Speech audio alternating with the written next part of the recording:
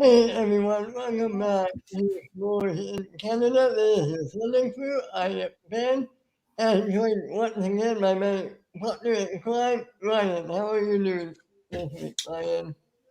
Well, I'm doing good. I mean, it's a Sunday, last month in October. I mean, last day in October. Of course, a lot of people are probably still recovering over some Saturday Halloween shenanigans. But it's all good, honestly. I'm looking forward to talking about the incredible matches that we've actually had. Big upsets and surprising, like really surprising performances. That's mainly what I can say about this week. Absolutely, and yeah. I wonder what we're going to think in the biggest upset for this week. There were one or two that could potentially be that Yeah. big Yeah, upset.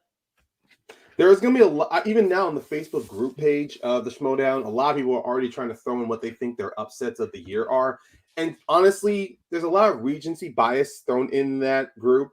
And I'm going you have to really go back, watch at least almost every match to see what a big upset was. Now, some are valid, others are just kind of like it's not really an upset because if you actually watch the match, it's not. It's more on the line of the other opponent. It's not the fact that the person pulled out the biggest like comeback in a match.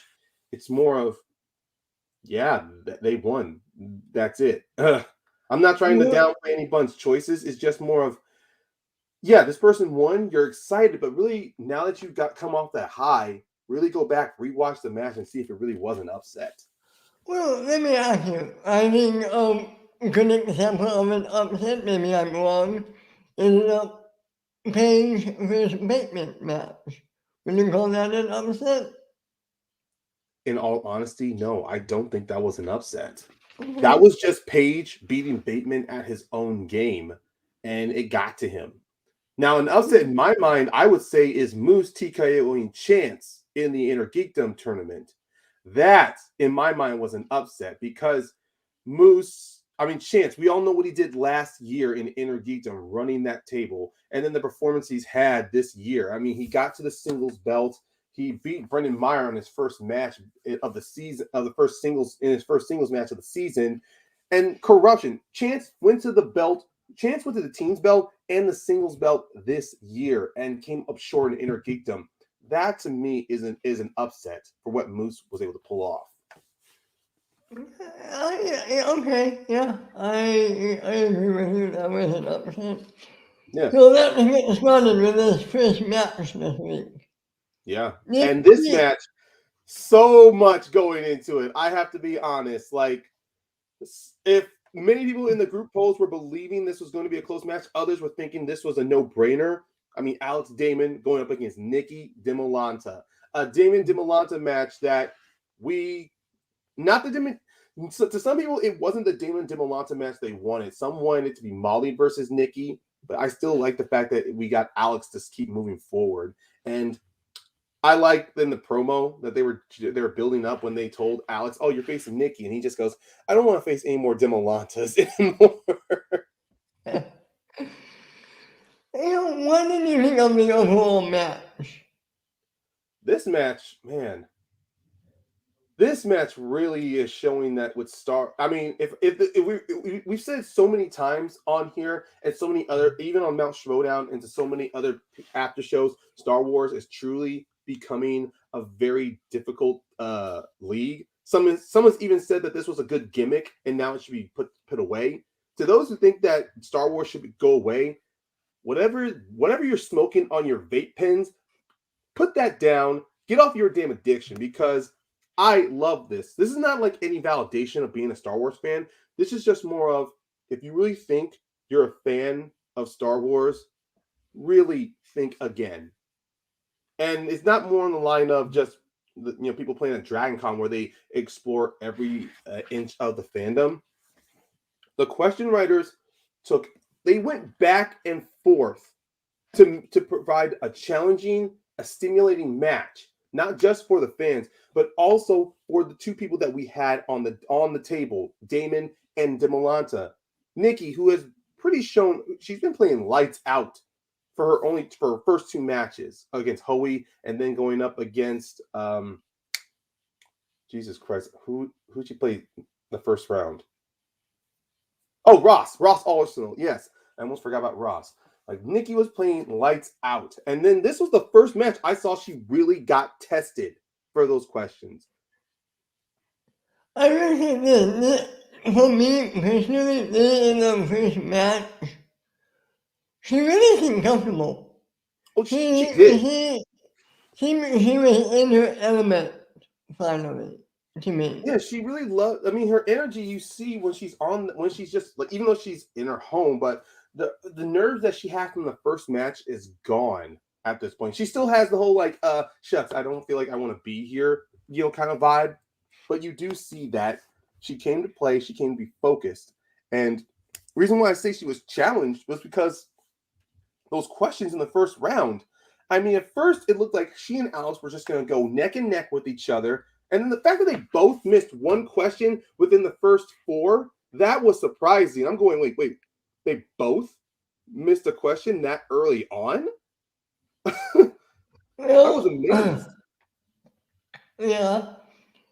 In the first four, it looks like Alex missed two actually. Well, yeah, he missed a Clone Wars question. Like those early questions were kind of like, which character, who played this character, who voiced this character? Like that question, who voices Rhoda the Hutt? I'm going, wait, you're actually serious about asking that kind of question?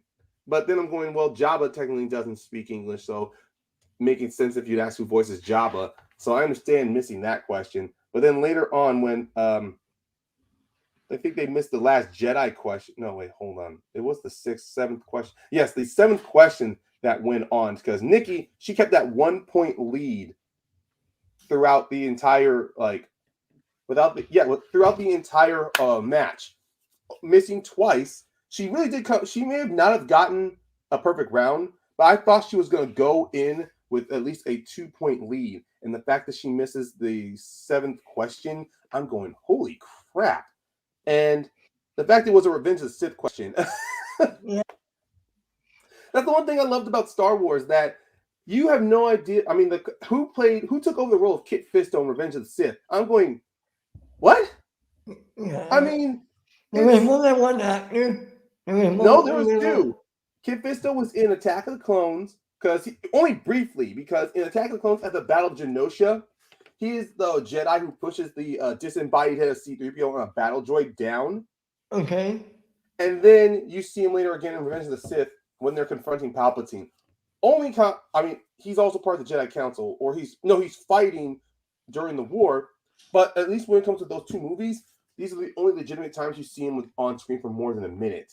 So the fact that there was two different actors as that character kind of throws you off. And I like how most of the difficult questions are not just about the parking ticket that Rose and Finn gets on. Oh my God. Canto Bite, yeah. Or it's not about what the questions that Ace got, like how many cannons are in the trench run, or what's the name of the creature that Luke gets the green milk from? Those kind of questions. It's all about I love how they change it up to where you gotta get the actors now. Not the big faces, the one that became synonymous, but you're now focusing on the actors who are just hired to do a job and then move forward. Okay. Hi, Taco. What's up, Taco? How you doing, man?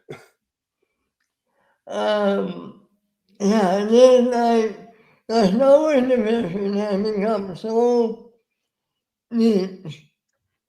I don't know anybody who could, personally, I don't know anybody who could compete in it at this point. I don't know about you, but I don't know if I've said this before. I don't think I'm gonna be at the level that the Demo Lances are. I think I would probably be somewhere in the level to where Molly, Lacey Gillerin, Joseph Scrimshaw are. I'd have the great knowledge, but once you get deeper and deeper, like, oh my God, like what's the serial number of shuttle Tydirium, or what is the clearance code that the rebels steal to get into, to trick the Empire to get onto the Forest Moon of Endor? Like when it comes to those questions, I'm going, Shit. It's going to take more than a visual dictionary for me to find out. Yeah. And yeah. Anyway, anyway, round one ends. Nikki has 8.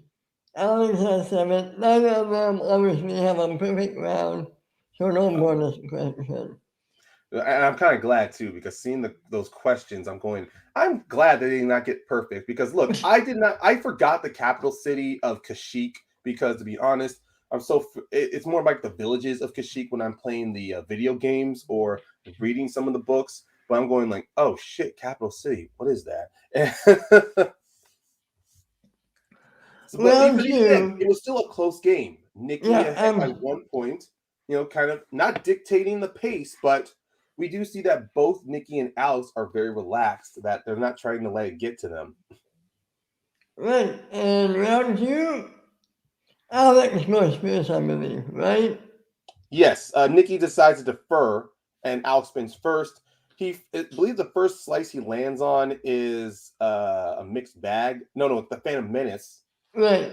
And he was unsure about it because I've seen so far in this tournament, or at least in Star Wars, the Phantom Menace has kind of taken away the momentum of some of the players. I believe Phantom Menace actually costed Ace in his match. No, Ace got the Last Jedi going up against Harper, but I've seen the Phantom Menace really bring people down. Actually, I know Laura got that in one of her matches, and it almost cost her a victory. So it was wise for him to spin away. He gets spinner's choice, which I'm like, fantastic. We're gonna get the Damon. We're gonna get the Damon we got earlier this year for the 5150.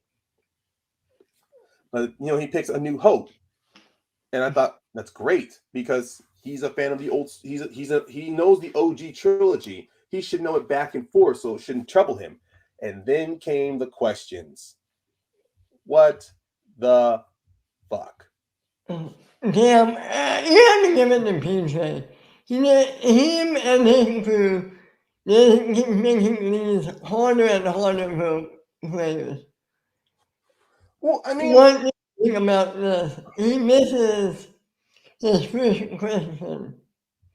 yeah, who plays Gold 2? And I'm going, oh crap. See, it's not. I mean, look, credit to PJ for the difficulty, but at the same time, it's all about not just trying to dig deep, but also taking a step back and looking around the circle of Star Wars.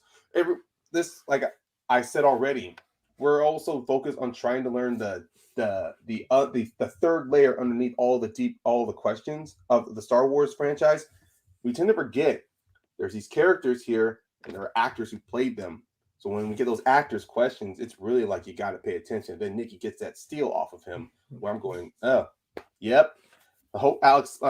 Every question Alex got, I'm like, okay, you missed one. As long as you keep it a nice tight 2 or 3 point lead, 2 point space, 2 to 3 point space, you're gonna be fine. And then he gets that second question, 2 points. I'm like, great, he's moving forward.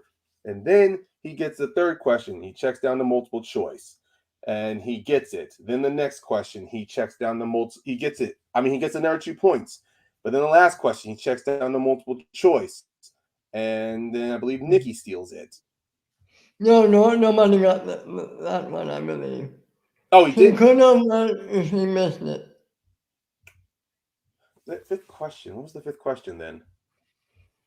Oh, no, you're right. Because Alex went for it.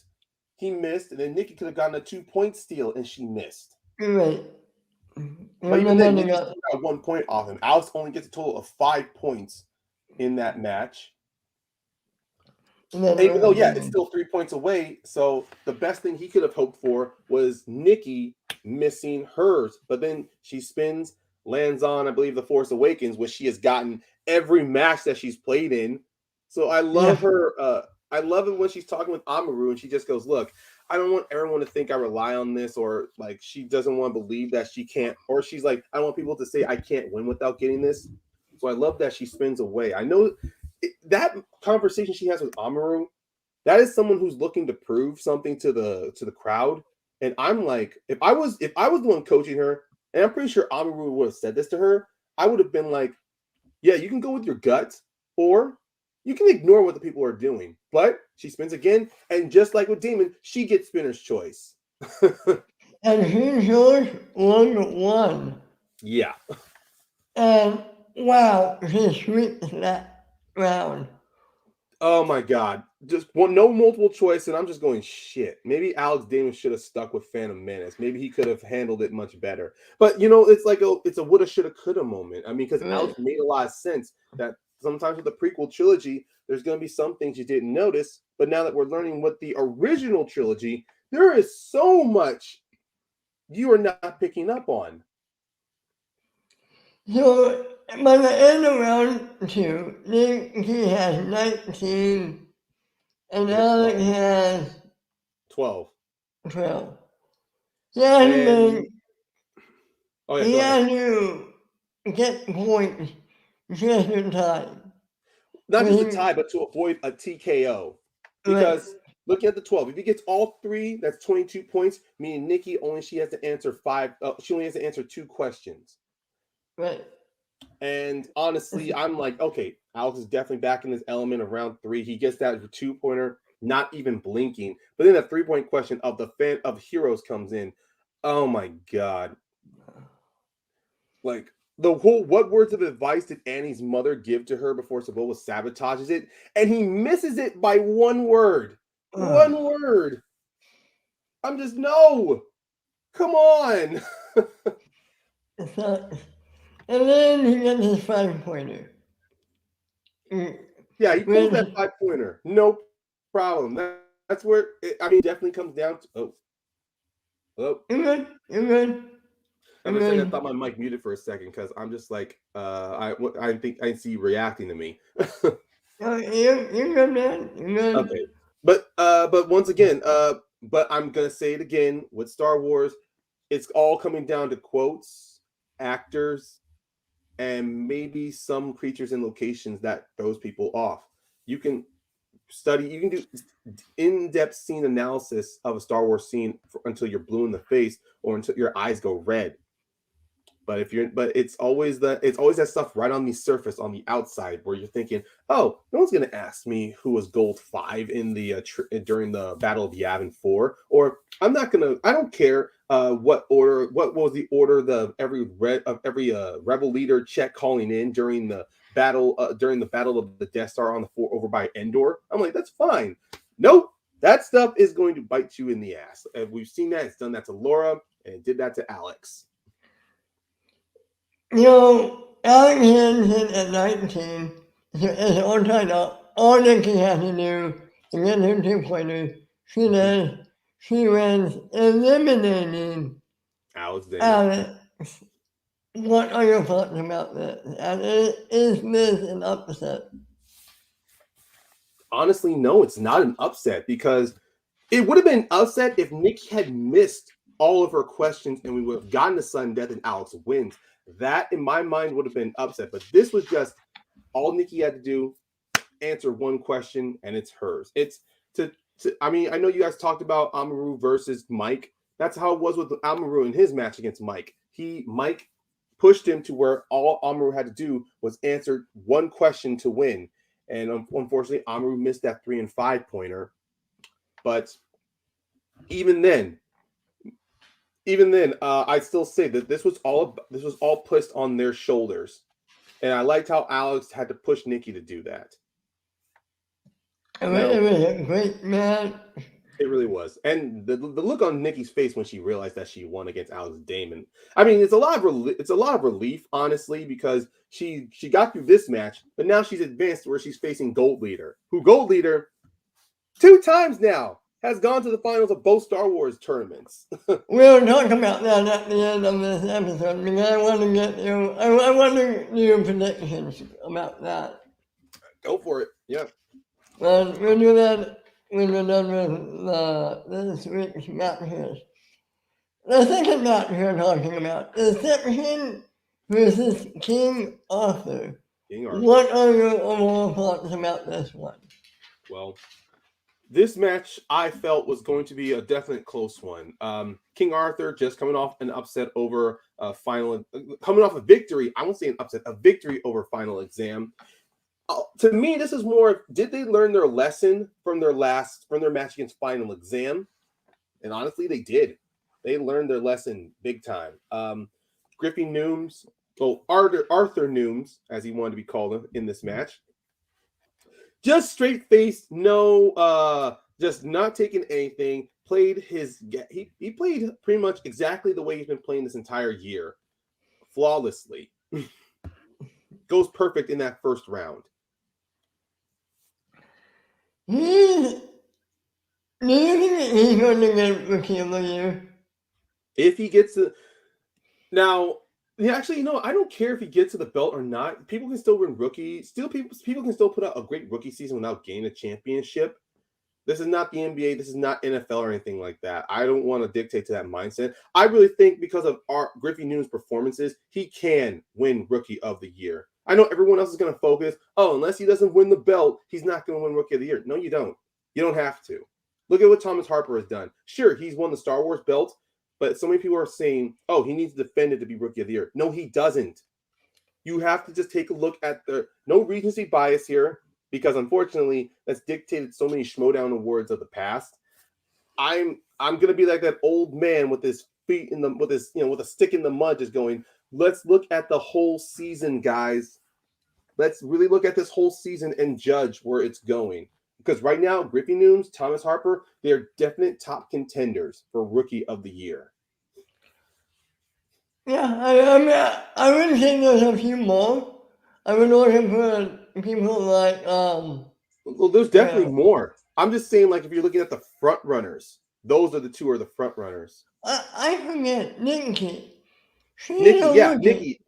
Rookie. Nikki DiMolanta, she's a rookie. Gold Leader's a rookie. Obviously Paige Fabretti, she's a rookie. Let's see. We have the family four who are all rookies. Amaru, I could say, is contention for a Rookie of the Year.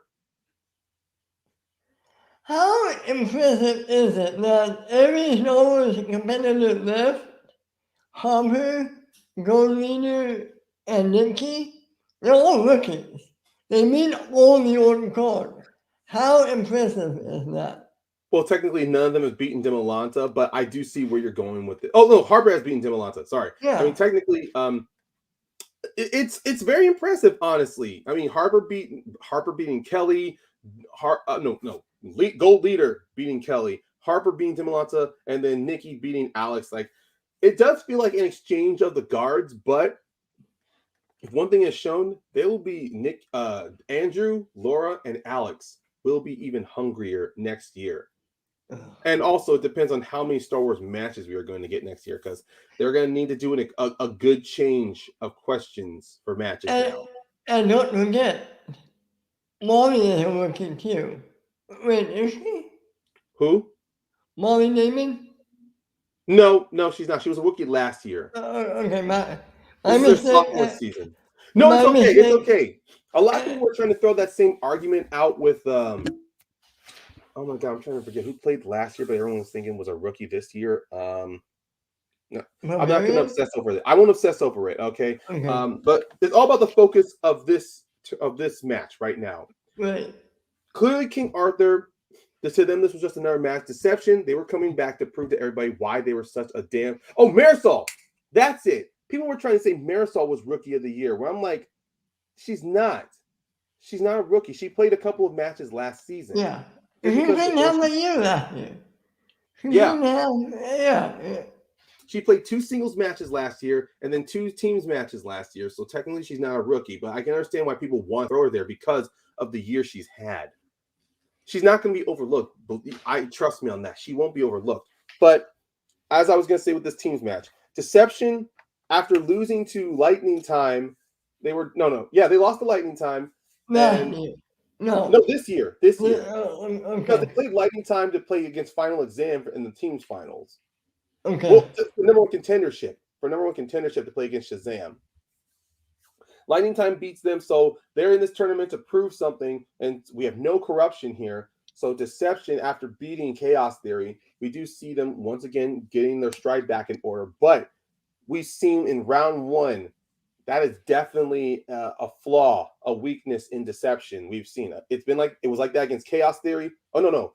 Everybody except Jacoby went perfect in that game. But we've seen round 1 was one of their biggest hits.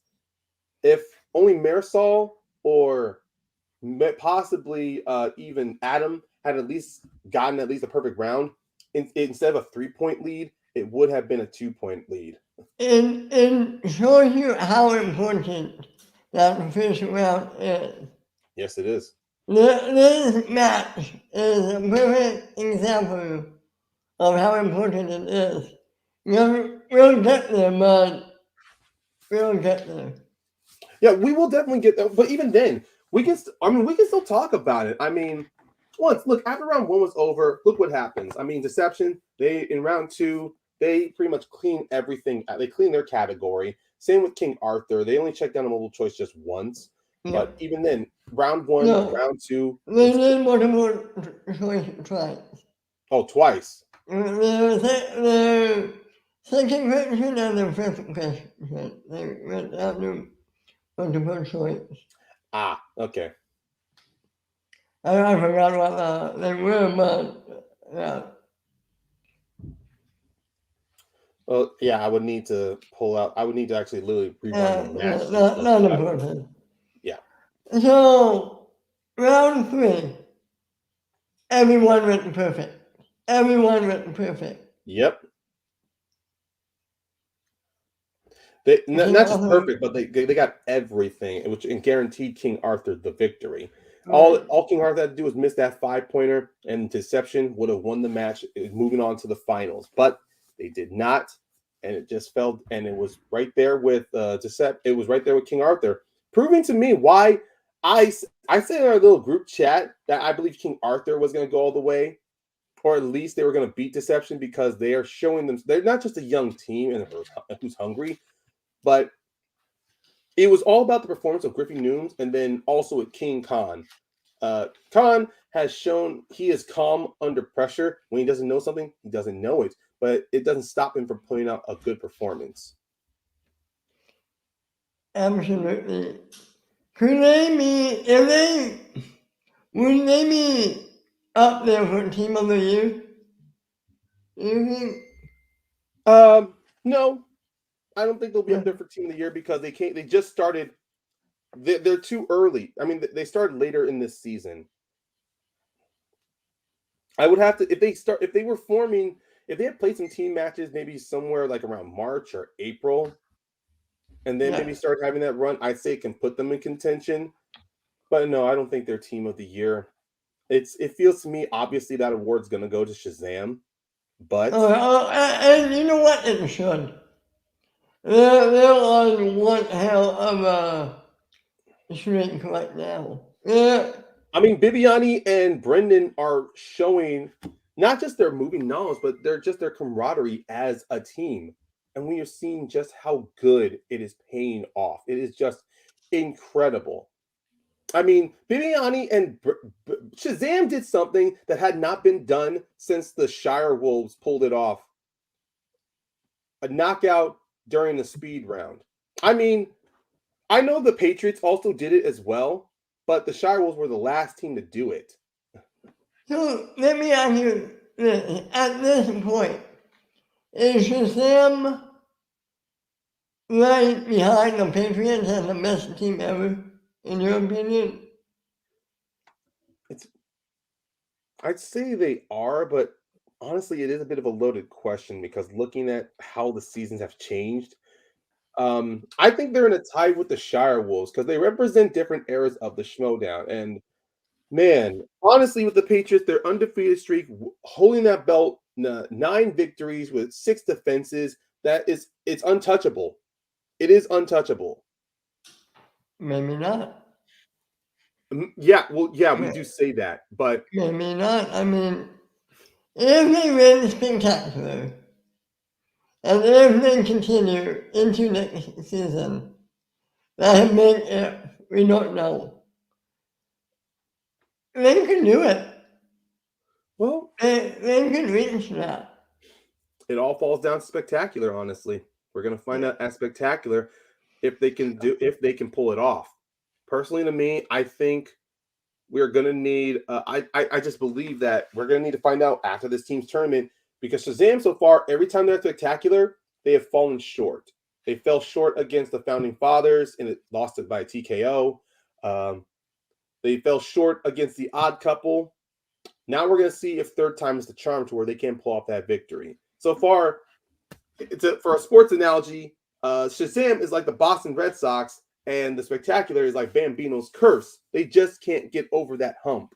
So we're going to find out if they can get over it. I think they're going to this year. All right, the last match of the week. Prime time Paul Oyama versus the Barbarian. What are your overall thoughts about this one? Well, I'll be honest. Both of these men, they needed this. They needed this match. They really needed it. I mean, Paul, he had an unfortunate loss in the Argentina tournament, TKO'd by Ethan Irwin. He and Lon came so close to be number one contenders against Lightning Time and lost in sudden death, and then they lose to King Arthur. Paul, it looks like singles was the last leg for Paul to stand on. He still has that free-for-all opportunity. I don't forget that. But to me, honestly, I don't think he's going to I'll put my thoughts on it later. But for right now, Paul is putting a lot of his energy into this match. And we do see he was coming out swinging just like Barbarian. Barbarian, who has been one hell of a coach and one hell of a support leg for the Finn Stock Exchange for all of these rookies. We saw him. He has been backing up all of these rookies that have started this season. He has not had the best sophomore season. But even then, he still he still won his round 1 match, and now winning his round 2 match. I do see that Barbarian, he's finally getting his mojo going.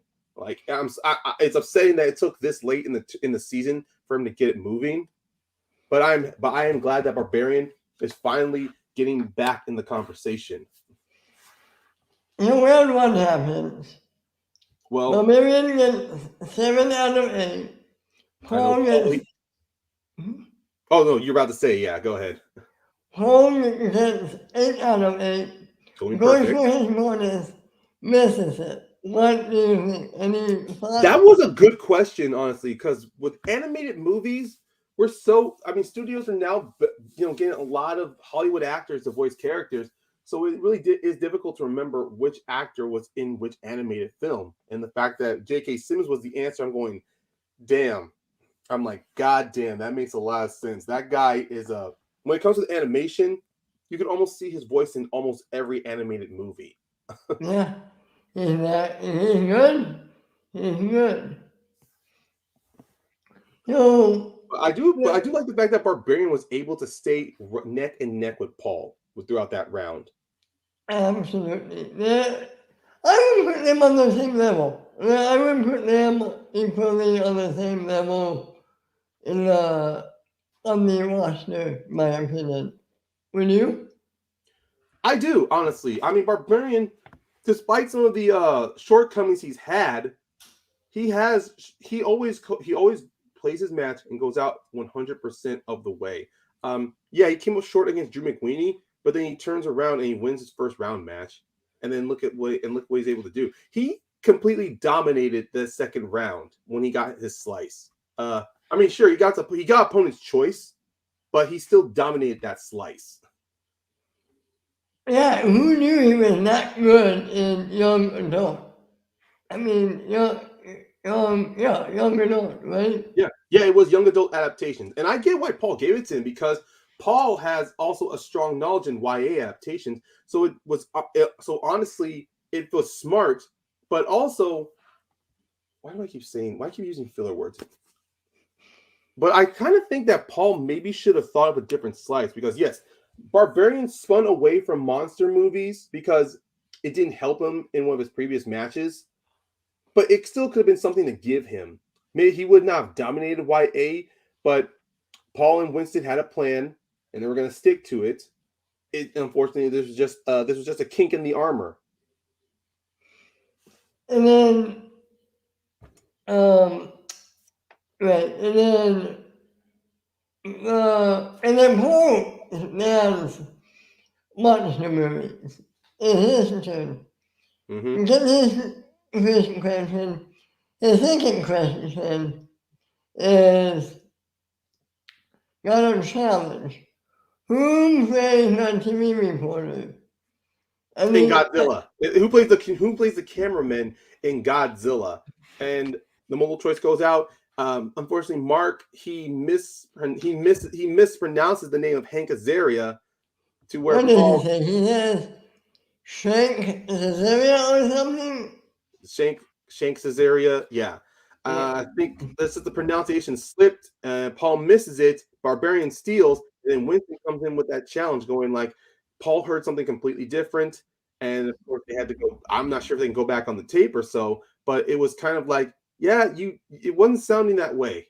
And even when I went to rewind it, he did say Zank Azaria, or he didn't actually say Hank Azaria. It is funny. Excuse me for a minute. It is funny that you have Hank and then you have Azaria.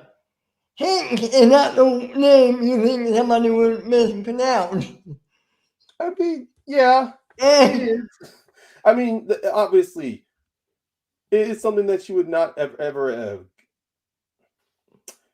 I don't know. It just feels so weird that I don't want to put no blame on Mark. Maybe when he was just reading the questions, he was just speeding it through. But man, just to hear him not it's not Adele Dazeem level like John Travolta did at the Oscars, but it was just more of a oh god, okay, that was a slip up. But I like how he makes fun of it when he gives Paul when he asks Paul the backup question, and then he just goes no Zank Cesaria here. I like Ellis. He's so funny. They're both so funny. Yeah, that's why I like the fact. That's why I appreciate Mark and the humor he has. He's okay to laugh at himself. He's not going to like let any of this stuff take him down, which is why I appreciate that. If he slips up in the match, guess what? He's gonna joke about it the next time. He's just as quick at making fun of himself than the actual chat will. Caw. That one is not on him. That one is completely, and I will say that is 100% on Goddard. He should understand the back and forth that happens on the desk. He is what he said on SCN. He has watched the Schmoedown. He should understand that. And it's like Roca making a big deal of the 1980s. Dude, you have played since season 2, and now this is a problem for you? Give me a break. It's a funny joke now. It's a funny inside joke amongst all of us, but I'm still one of those people that just goes, come on. You knew it was stupid when you said it. But they had the balls to back up on it, and I respect them for that. They had the balls to stand their ground and fight on that. So I will not give Goddard and Roca shit about it. I'll do like a bust your balls kind of joke, but afterwards it's like, hey, you guys get it, you roll with it. Exactly. And then Paul misses his third question, but Oh, gets his first question. yeah, I mean, No, it doesn't look good for Paul going in that final round, no, especially knowing that seeing the questions he got from monster movies. I mean, maybe, and I'm not saying it's one of the reasons why it's a shoulda, woulda, coulda moment. Maybe giving him, maybe when he got opponent's choice and giving Barbarian monster movies, the score could have the lead could have changed a little bit. But it's just more. But hey, you get what the wheel gives you, unfortunately. right. So Paul gets his two, he gets his three, he misses his five. Bavarian gets his two, and he gets his three, and Yeah. he wins. The Yep. final score is Bavarian 20, Paul 18. Paul is eliminated. Yeah. Paul is What are season. your thoughts? Paul's season being done, that is a heartbreak, honestly. Seeing how Paul he started this season as a house of fire, winning the free for all tournament, pretty much putting up in the air that he can cash that belt, he can cash in that opportunity whenever he wanted to. And now that's over, the big question about Oyama now is what's he going to do with that championship? What's he going to do with that opportunity? And also, we need to freaking resolve this whole thing with Chandru. That needs to be taken care of before the season's over. I'm wondering, I don't know. Do you think Chandler uses that opportunity Do you think that's really going to happen? Forgive my French and to the censors out there on YouTube, but fuck no. Fuck no. If Paul busted his ass this whole entire season, went all the way to overtime in the free for all, just so storyline purposes, he gives it to Chandru, that would make it. I'm not saying the fans are going to attack Paul, but the fact that Paul just goes on a bit behind, they do a skit to where Paul just says, "Yeah, I'm going to give it to Chandru." Obviously, it's going to make Chandru look like one of the biggest heels in the fucking world, but also it's going to look so. I don't know. I just don't see the storyline purpose for it. I'm not going to try to shit on anybody, but you know what? I want to do an MJF heel promo right now, but not many people understand wrestling like I do, so people are going to think I'm serious. So all I will say is that I don't, in the grand scope, in the plans, in the blueprint of this story, I do not see a scenario to where Paul is going to tell Winston and Christian, yes, I'm giving this to Chandru. To neglect the fact that we're going to get one hell of an inner geekdom match between Mike and Robert Parker. I will say that the play devil's advocate is not unprecedented.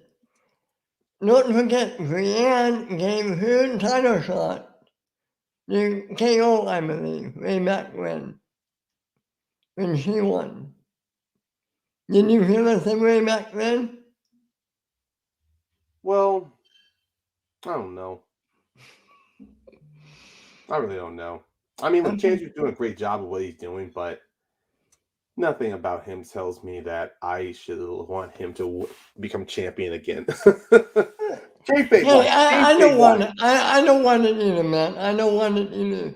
The only way I want it is if he did become champion again, and that's a big if. The only way I would be happy is if Smith comes out of retirement, plays Chandru, and wins. I do want the return match. I want the return match of Smets and Chandru, 100%. If that happens, then he'll all be with that. Yes. For me, anyway. No, the rubber match, because they played each other once. Chandru didn't beat him the second time. Yes, the rubber match with Chandru and Kevin Smets. That is what I'm 100% looking forward to. Just like when we talked to Rachel on our show, she would love the rubber match between her and Chance on Disney Pixar. Yep. That would be interesting. All right, should we look at the brackets now that we're done with the week? Well, let's do that since, we don't know what matches we're getting this month or what kind of pay-per-views we're going to get. Okay, let's take a look at the bracket. Right now, I think so far almost every round 2 match is wrapping up. The only thing that we have left is Mike versus Janine. Right. Who do you have in that? I'm going for Janine. Mike has 100% earned my respect. He has my respect. I just don't want corruption in this tournament. I want them gone. Okay. Okay, 2 questions here. Could Janine meet Mike? Could Janine beat KO? Yes, I think she can. Because Janine has shown this season she's not the same player she was when she went up against Mike in season 6. She is not the same player anymore. And Mike has openly admitted that when he is playing in more than one division, he gets stretched out to where his knowledge, to where he's not really focused, putting enough attention on something. We saw that happen when they went up against Shazam in the teams tournament. Mike said that in his promo against Chandru at Scum and Villainy when he was defending his championship. Right now, I think Mike, even though Mike has said he's doing this for his faction to get points, personally, I think Shannon should have put another rookie in here, but that's just me. Mike should have stayed focused in the two areas that he's good at. Not saying he's good at singles. Mike has shown that he is great in all divisions. It's just when he is constantly being stretched out, that's where the cracks start to show. So I think Janine has a golden opportunity here. If she's busting her ass like she did against Marisol, like she did against Zipper, she is going. I believe she's going to walk out with that W. But all it takes is one slip up in round 2 or a bad round 1 for Mike to take the opportunity and win. Okay, if Janine wins, it's going to be good. It will be Janine versus Dan. Actually, this is going to be fun because between Mike and Janine, none of them have played Dan in singles. I know Mike has played Dan in teams. Janine, I think, yeah, she's never played Dan at all. So this will be a very rare opportunity for both of them to go up against Dan Merle. Who do you see winning that match if it won? Now, if Mike comes up with the victory, I think Dan is going to win. If Janine wins, I'm going for her. Because seeing Dan's performance against Lon in their previous match, there's a little bit of, I'm not saying Dan is showing weakness. We're just saying that Dan has admitted there's gaps in his knowledge. But I want Janine to go all the way. I want her to challenge. I want that return match between her and Marisol for the championship. That incredible performance they did in that first road to the singles belt earlier this year. I want a recap. I want to see that main eventing at Spectacular. Yeah. That would be something. All right. Well, Marion versus where's that? Brendan Meyer. Yeah. Ooh, that's a good match. Who do you have in that one? Well, Brendan, he has pulled big. Well, obviously, every match he's done, he always feels like he just survives. I don't know. This is going to be a tough one. I want to go for Brendan as well, but I'm also split. I'm also leaning a bit on Barbarian because of how bad. I mean, both Brendan and Barbarian have not had a good run in singles earlier this season, and they're definitely coming back this season with this tournament. Tournament's definitely showing how great they are as competitors. But if I have to lock in a vote, I'm going with Brendan Meyer. Okay, yeah. How about you, Ben? Who would you got? Yeah, I'll go with you. I'll say the kid. I'll say Brendan. Okay, Paige versus Griffin News. The battle of the rookies. Who do you have?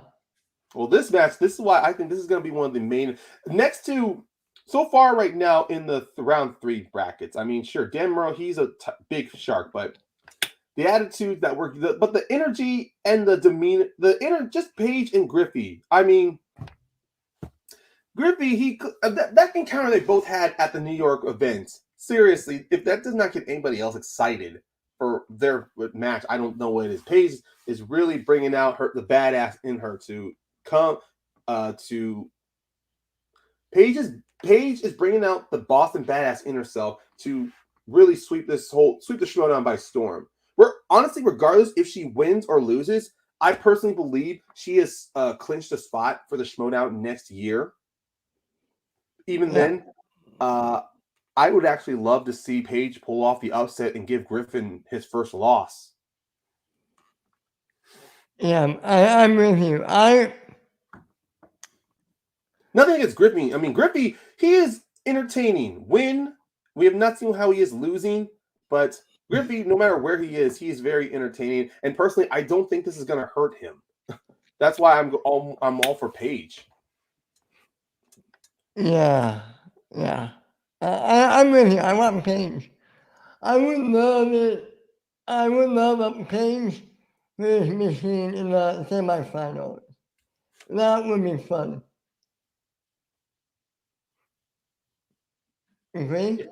Oh, 100% agree. I mean, this is going to be the more character-driven match of all the round 3 matches. Right. And then we have Pims versus Del Rio.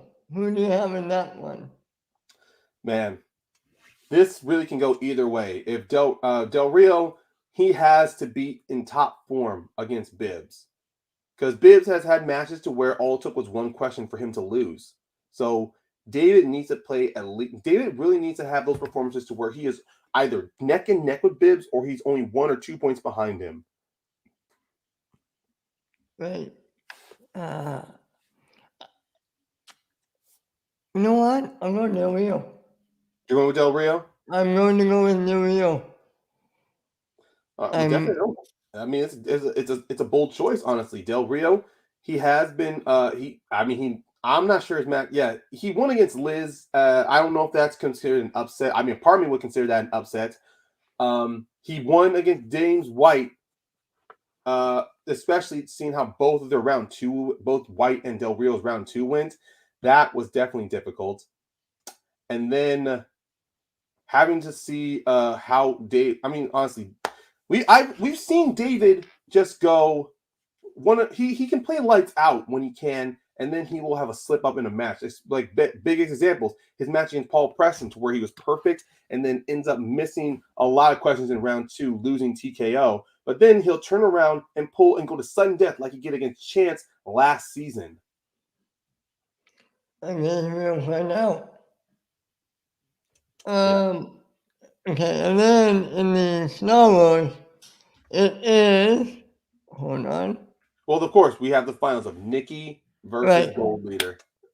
But teams match. But we do have Danger Zone versus Press Room coming up. right. Hmm.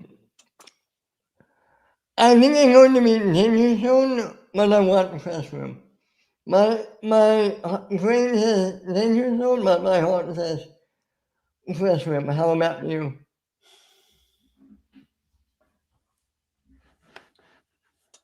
Uh, I'm really conflicted. I don't know. This is the one I'm really stuck on.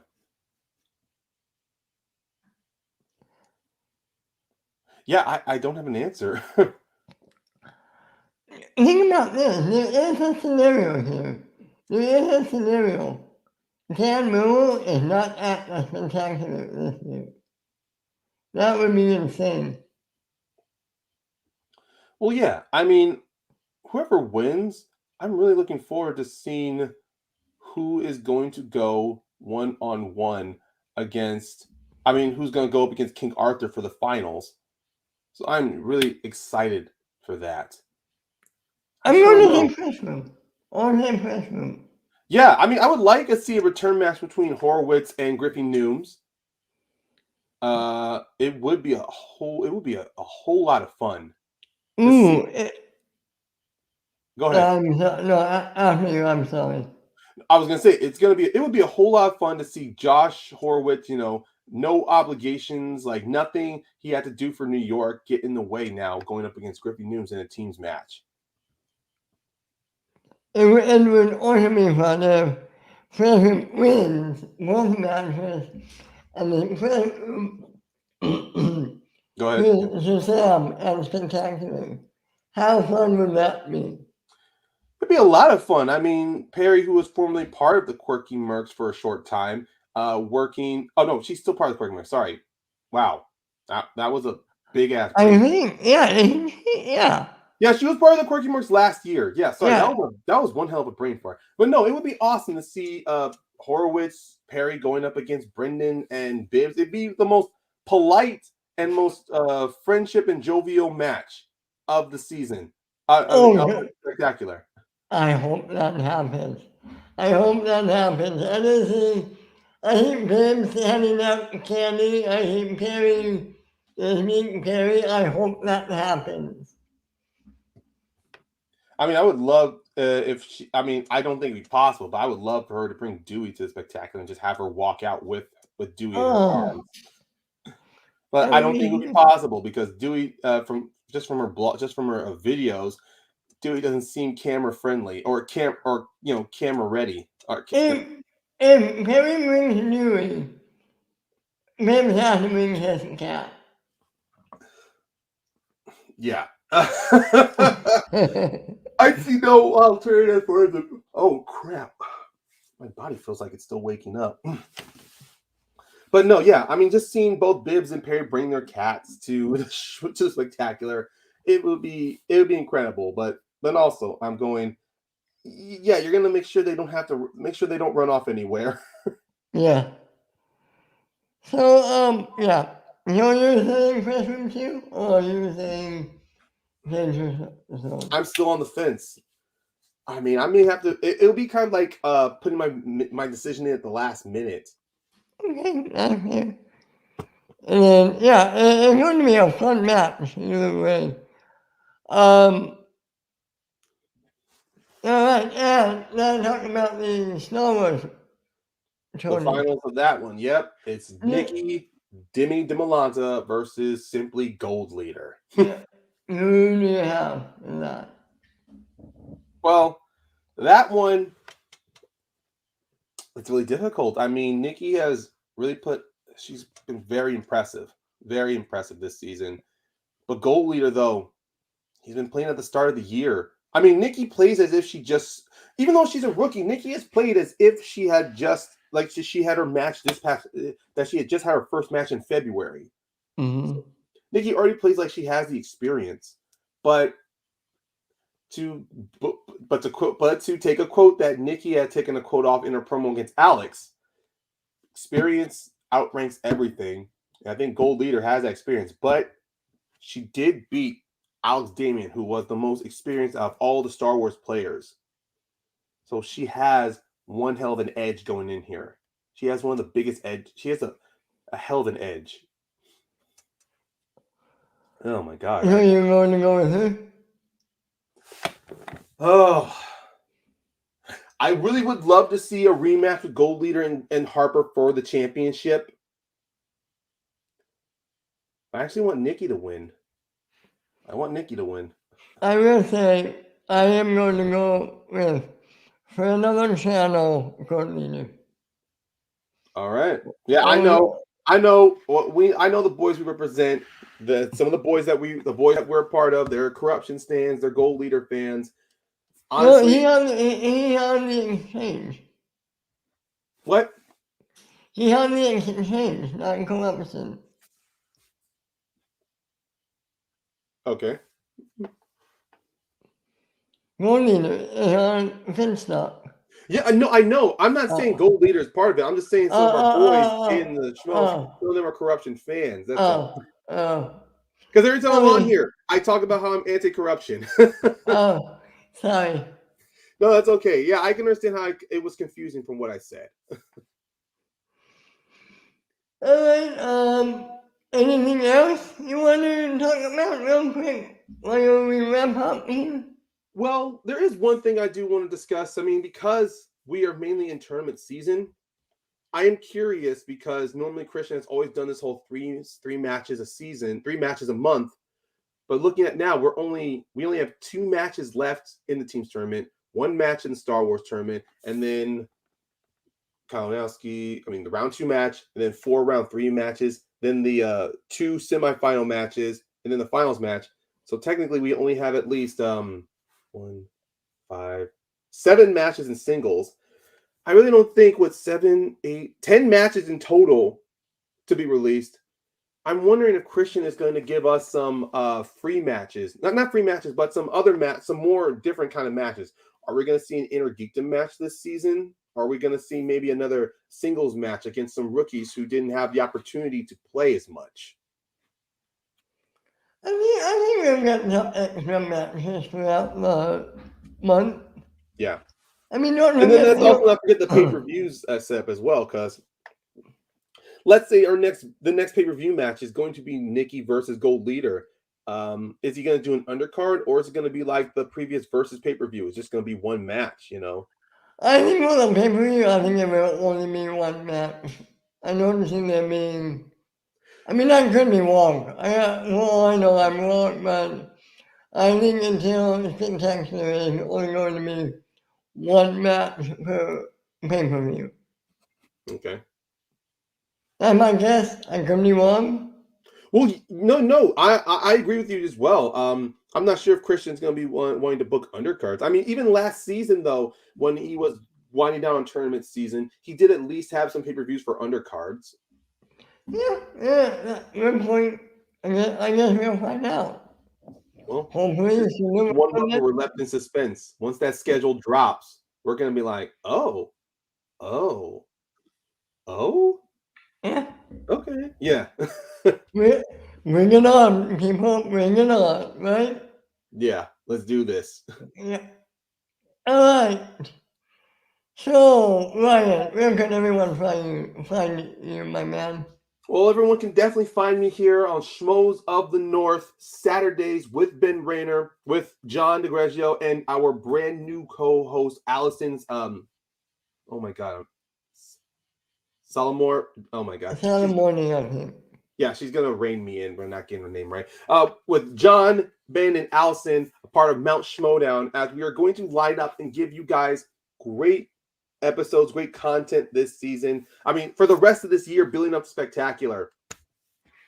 If you do want to check out any of our previous episodes, check out our last two episodes where yesterday all four of us had a great sit-down chat with Rachel, the Switchblade Silvestrini, as we just had an open, normal conversation along with some of the experiences she had with helping with some of the players in the den and her Schmoedown career and experience overall. And then also check out check out some of the other episodes where Ben, Allison, and John talked about Marisol McKee, and then the other episodes where we had Video Drew on live, just a ball of an episode, honestly, so you guys. So check out our last three episodes; they were incredible. And for all of you, stay tuned for this upcoming Saturday, to where I believe we're going to be talking with the Cobra, Chance Ellison. So that is going to be fun. Are you going to be okay on that? I know you're anti-corruption. Are you going to be okay? oh, I'll be fine. I will be completely fine. I'm going to be 100% objective. It's only on the Sunday shows where I get to let some kayfabe out. Gotcha. All right, just making sure. I'll be cool. Don't worry. I'm not those fans that's just going to be like, oh, I'm so hatred against corruption. And then all of a sudden the person who part of corruption there is like, I don't know what to do. I'll be completely fine. Okay, anywhere else they can find you? I mean, All right. Also, if many of you are fans of wrestling, I have a wrestling podcast that I co-host with the leader of the Sinister Syndicate, the First Class League competitor, James Shimo. It is called Wrestling Ramblings and Rages Podcast. It is available on Spotify, Podbean, Anchor, and Apple. Now, we've been slowly churning out episodes because, life gets in the way. But just check out some of our most recent episodes where James and I gave our thoughts on the return of CM Punk to wrestling. And we also talked a little bit about All Out on one of our other pay-per-views. So we do plan to do a predictions episode for the upcoming pay-per-view Full Gear. And James and I were recently on the Jericho Cruise, the triple whammy, and we plan to release an episode giving our impressions and our experiences being aboard the cruise. So keep your ears and your eyes open. that sounds like fun. Yeah. You guys can find me at my Twitter at Ben_Rainer every Tuesday on City the Breeze, every Saturday on Get Switty. Like Ryan said, also on Saturday, Mount Schmoedown, and right here on the Sunday show, the Sunday crew, and every Monday on Recapping Space and Time, where we have been recapping Doctor Who. The one tomorrow it should be interesting. We're recapping season 8, so come and check that out. Everyone from Schmoes in Canada. That's Ryan. I am Ben, the Sunday crew, and we'll see you next week. Peace. Bye now.